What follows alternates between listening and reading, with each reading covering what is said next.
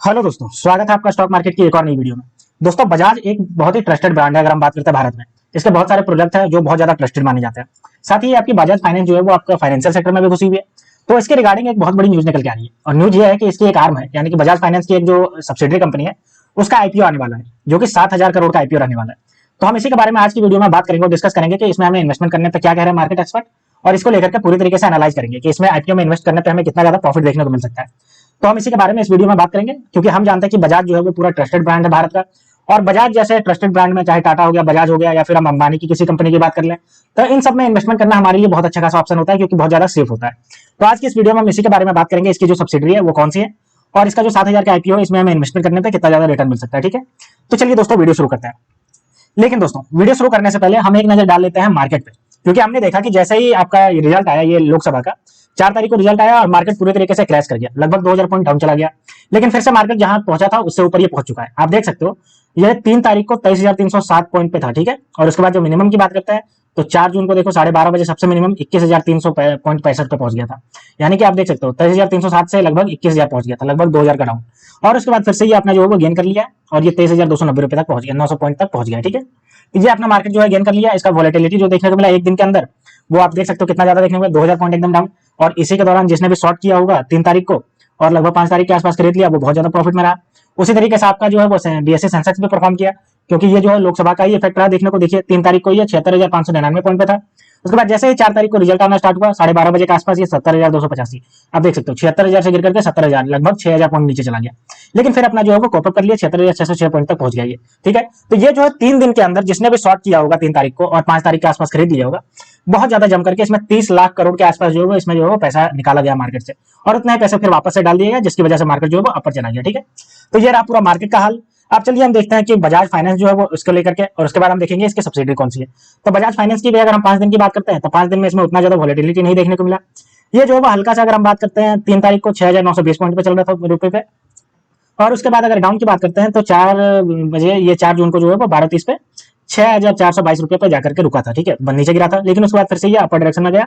और अगर मैक्सिमम की बात करते हैं, तो मैक्सिमम देखिए 7 जून को जो है 12:30 में 7,283 रुपया, और अभी की बात करते हैं तो 7,175 रुपये पे चल रहा है। ठीक है, तो बजाज फाइनेंस में उतना कुछ देखने को मिलेगा, और यही सब निशानी होती है बड़े बड़े जो ब्रांडेड होते हैं, जो एक स्टेब्लिश नाम होता है, उन सबका यही होता है कि इसमें चाहे कितना भी बड़ा वॉलेटिलिटी आ जाए मार्केट में, कोई भी बड़ी न्यूज आ जाए, इसमें उतना ज्यादा डाउनवर्ड या अपर डायरेक्शन नहीं देखने को मिलता। ये पूरा रीजन है। अगर हम 6 महीने की रिटर्न की बात करते हैं, तो 1.61 नेगेटिव रिटर्न है, और अगर 1 साल की रिटर्न की बात करते हैं, तो 1.696 इसका जो है वो पॉजिटिव रिटर्न है। ठीक है, अब चलिए हम बात करते हैं कि इसकी कौन सी आर्म है, कौन सी कंपनी है जो अपना आईपीओ लेकर के आने वाली है, उसके बारे में। तो देखिए, इसकी जो कंपनी है उसका नाम है बजाज हाउसिंग फाइनेंस, यानी कि हाउस को फाइनेंस, यानी कि जो होम लोन होता है वो सब देने का जो काम करती है, उसमें ये अपना 7,000 करोड़ का आईपीओ लाने वाली है, जिसके लिए इसने जो है ड्राफ्ट पेपर जो है वो फाइल कर दिया सेबी के पास। ठीक है, तो इसके बारे में पूरा हम न्यूज देखते हैं कि क्या रहने वाला है इसमें, इसके बारे में देखिए। तो Bajaj housing finance subsidiary Bajaj finance has the filed the draft market regulation security, यानी कि सेबी के पास ने जो है वो ड्राफ्ट फाइल कर दिया है, जो फाइल करना पड़ता है। 7,000 करोड़ का इसका जो है वो इनिशियल पब्लिक ऑफरिंग रहने वाला है। 2% मनी कंट्रोल को उसको बताया है कि इसमें जो है वो अभी तक बताया नहीं कौन है, लेकिन ये बता दिया कि 7,000 करोड़ का इसका आईपीओ रहने वाला है। ठीक है, वहीं अगर हम आगे बात करते हैं, तो देखिए an immediate comment could not be eligible for the finance, यानी कि अभी तक ये पूरी तरीके से बाहर नहीं आया है, यानी ऑफिशियल अनाउंसमेंट नहीं हुआ है, लेकिन इंटरनल जो इसका स्टाफ है जो कि अपना आइडेंटिटी नहीं बता रहे, वो बता रहे हैं कि ये फाइल कर दिया है और जल्द ही इसका आईपीओ आने वाला है। ठीक है, अगर आगे बात करते हैं इसको, तो देखिए the move came a day after the board of housing finance approve the firm listing plans comprising a fresh issue of the equity share of 4,000 crore and offer for the sale of the equity share of market condition later parent Bajaj finance disclose the OFS of 3,000 crore. देखिए 4,000 करोड़ का तो इसका जो fresh issue रहने वाला है। ठीक है, और 3,000 करोड़ का जो है वो ऑफर फॉर सेल रहने वाला है। ठीक है, यानी कि एक बार इसका अनाउंसमेंट आ चुका है और फिर से आ गया, यानी कि बजाज फाइनेंस का जो है वो 3,000 करोड़ का ओएफएस आने वाला है, ऑफर फॉर सेल, और बजाज हाउसिंग फाइनेंस का 4,000 करोड़ का जो है वो आपका फ्रेश इशू रहने वाला है। ठीक है, तो ये इसको लेकर के जो है वो आ गया। अगर हम इसके बारे में आगे और बात कर लेते हैं, तो देखिए द कंपनी में also consider N pre IPO placement with its undertaken will not exceed more than 20%, यानी कि आईपीओ आने के पहले भी बहुत जो बड़े बड़े प्लेयर होते हैं उनसे ये पैसे जुटाने की कोशिश कर सकती है, और 20% उनको डायरेक्टली बेच सकती है, क्योंकि हमने अक्सर देखा है बड़ी बड़ी कंपनियां जब आती है तो बहुत ऐसा जो होता है मार्केट प्लेयर इसमें जाना चाहते हैं, और इसी तरीके से प्री आईपीओ में भी बहुत ज्यादा ऑर्डर प्लेस हो जाता है। आगे देखिए the IPO has most home finance to comply with the RBI regulatory norms for the upper layer NBFC to list with in the 3 year of the being notified, यानी देखिए अगर हम बात करते हैं तो ये जो बजाज हाउसिंग फाइनेंस है, ये आरबीआई के रेगुलेटरी के नॉर्म्स के अंडर आता है और इसको 3 साल के अंदर किसी न किसी तरीके से नोटिफाई करना था और इसका स्टॉक मार्केट में जो है वो लिस्टेड होना था। क्योंकि आरबीआई का रूल है कि अगर आप बड़ी कंपनी हो जाते हैं हाउसिंग फाइनेंस में, तो आपको लिस्ट करना अनिवार्य है, ये आरबीआई का रूल है और इसी के तहत एनबीएफसी जो है वो इसको लिस्ट कर रही है। ठीक है, अब हम बजाज हाउसिंग फाइनेंस के बारे में क्लोजली देख लेते हैं। तो last month Phillip Capital anticipated that Bajaj housing finance will debut on the exchange September 2025 with the exceptional listing price of 550-570। यानी कि फिलिप कैपिटल जो है उसने एंटिसिपेट किया था कि सितंबर 2025 से पहले ये लिस्ट हो जाएगी और अगर बात करते हैं तो 550 से 570 रुपए के बीच में इसका इशू प्राइस रहने वाला है। The brokerage is positive on the firm due to its emphasise on the salary home loan, stable expense ratio and minimal credit cost resulting in robust result ratio. देखिए, इसको लेकर के जो ब्रोकरेज है वो भी बहुत ज्यादा पॉजिटिव है। क्यों पॉजिटिव है? क्योंकि इसको जो है वो सैलरीड होम लोन, यानी जितने भी आपके जो जॉब करते हैं उनको ही ज्यादातर ये होम लोन प्रोवाइड करती है, जो कि सिक्योर होता है, आसानी से ये वापस आ जाएगा। ठीक है, तो इसीलिए इसको लेकर के पॉजिटिव है। आगे अगर बात करते हैं, देखिए, the firm is diversified NBFC criteria to more than 76.5 million customer across the country. देखिए, 76.5 मिलियन कस्टमर इसके जो है पूरे कंट्री में बात करते हैं। तो based in Pune, Bajaj housing finance offer finance to individual as well as corporate entities for the purchase and renovation of homes and commercial space.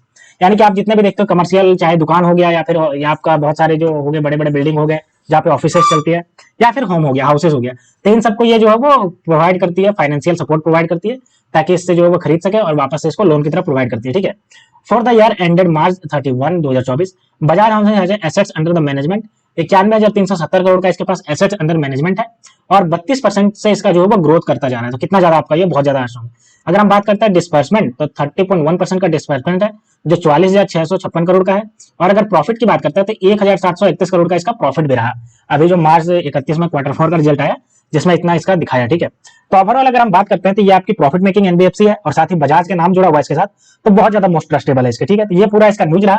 7,000 crore का इसका जो आईपीओ आने वाला है, जिसमें से 4,000 करोड़ फ्रेश रहेगा और 3,000 करोड़ का ओएफएस रहेगा। ठीक है, अब चलिए हम एक नजर डाल लेते हैं इसके पेरेंट कंपनी जो बजाज फाइनेंस है उसके ऊपर। तो देखिए, बजाज फाइनेंस की अगर हम बात करते हैं टेक्निकल एस्पेक्ट, तो देखिए, जैसे ही ये आपका जो 4 तारीख को जैसे ही रिजल्ट आया, 4 तारीख को देखिए गिरा है, ओपन हुआ था 6,915 रुपए पे और जाकर के ये लो चला गया था 6,375 रुपया और फिर क्लोज हुआ 6,590। ठीक है, यानी कि आपका जो है गिर गया लगभग। ठीक है, 5% के आसपास गिरा था उस दिन और उसके बाद फिर से ये बढ़ करके ऊपर चला गया। ठीक, तो ये जो है वो अपना Q4 के जो आया रिजल्ट और साथ ही अभी जो आया लोकसभा रिजल्ट, उसमें जो इफेक्ट हुआ 4 तारीख को वापस कर लिया है। टेक्निकल रेटिंग की भी अगर बात करते हैं तो देखिए, टेक्निकल रेटिंग बुलिश दिखा रहा है। बात करते हैं सपोर्ट और रेजिस्टेंस, तो देखिए, पहला रेजिस्टेंस 7,346, दूसरा 7,501, पहला सपोर्ट 6,988 और दूसरा 6,785 इसका दूसरा सपोर्ट है। ठीक है, तो ये हो गया। अब हम बात कर लेते हैं इसके प्राइस परफॉर्मेंस, तो देखिए, प्राइस परफॉर्मेंस भी बात कर लेते हैं। देख लीजिए, एक वीक में 7.37% का रिटर्न है, एक महीने में 4.64% का रिटर्न है। बात करते हैं अगर हम एक साल की तो 1.57% और अगर 3 साल की बात करते हैं तो 25.51% का रिटर्न। बात करते हैं वॉल्यूम एनालिसिस, तो ये भी देख लीजिए, आप देख सकते हो। अगर हम बात करते हैं तो 31 लाख इसमें ट्रेड किए गए और 11 लाख डिलीवरी। उसके बाद देखिए 15 लाख ट्रेड किए गए, 8 लाख की डिलीवरी, 21 लाख ट्रेड किए गए, 10 लाख की डिलीवरी और 12 लाख ट्रेड किए गए और 6 लाख की डिलीवरी। एक मंथ का एवरेज इसका चल रहा है, तो ये भी अच्छा खासा दिखा रहा है। ठीक है, अब एक नजर हम डाल लेते हैं इसके इंस्टीट्यूशनल होल्डिंग पे, तो इंस्टीट्यूशनल होल्डिंग का डेटा हमारे पास ये देखिए आ गया। ठीक है, तो अगर हम बात करते हैं म्यूचुअल फंड, तो म्यूचुअल फंड इसमें आप देख सकते हो एक म्यूचुअल फंड जो है वो इसमें और इन्वेस्ट कर चुका है, यहाँ पे आप देख सकते हो। ठीक है, ये देखिए एक म्यूचुअल फंड इसमें और टोटल जो है वो 40 हो गया। टोटल होल्डिंग 9.56% की टोटल होल्डिंग हो गई। वहीं अगर हम फॉरेन इन्वेस्टर की बात करते हैं तो इसमें से 7 निकल गए और जो आप जो बचे हैं वो 79 इसमें बचे हैं और टोटल होल्डिंग 0.69% की टोटल होल्डिंग। ठीक है, तो ये हमने देख लिया। अब चलिए हम एक नजर डाल लेते हैं इसके पूरे फंडामेंटल पे। ठीक है, तो ये देखिए हमारे पास इसका फंडामेंटल आ गया। बात करते हैं मार्केट कैप, तो 4,45,145 करोड़ का मार्केट कैप है। आरओसी की बात करते हैं तो 11.9% से है। अगर आरओई की बात करते हैं तो 22% से है। और अगर हम बात करते हैं इसके हाई और लो, तो देखिए 6,188 रुपया लो और 8,192 रुपया इसका हाई गया है। फेस वैल्यू 2 रुपया का है। और अगर बुक वैल्यू की बात करें तो 1,239 रुपया बुक वैल्यू और अर्निंग पर शेयर 233 रुपया अर्निंग पर शेयर है। ठीक है, तो दोस्तों ये थे पूरी न्यूज। बजाज फाइनेंस लिमिटेड की जो आर्म है, यानी इसके जो सब्सिडरी है बजाज हाउसिंग फाइनेंस, ये अपना आईपीओ लेकर के आने वाली है और 7,000 करोड़ का आईपीओ रहने वाला है। तो आप इसमें इन्वेस्टमेंट को कंसीडर कर सकते हैं। तो दोस्तों ऐसे ही स्टॉक मार्केट से रिलेटेड वीडियो देखने के लिए आप मेरे चैनल को सब्सक्राइब कर लीजिए। तो मिलते हैं दोस्तों नेक्स्ट वीडियो में, तब तक के लिए स्टे ट्यून्ड। Thank you.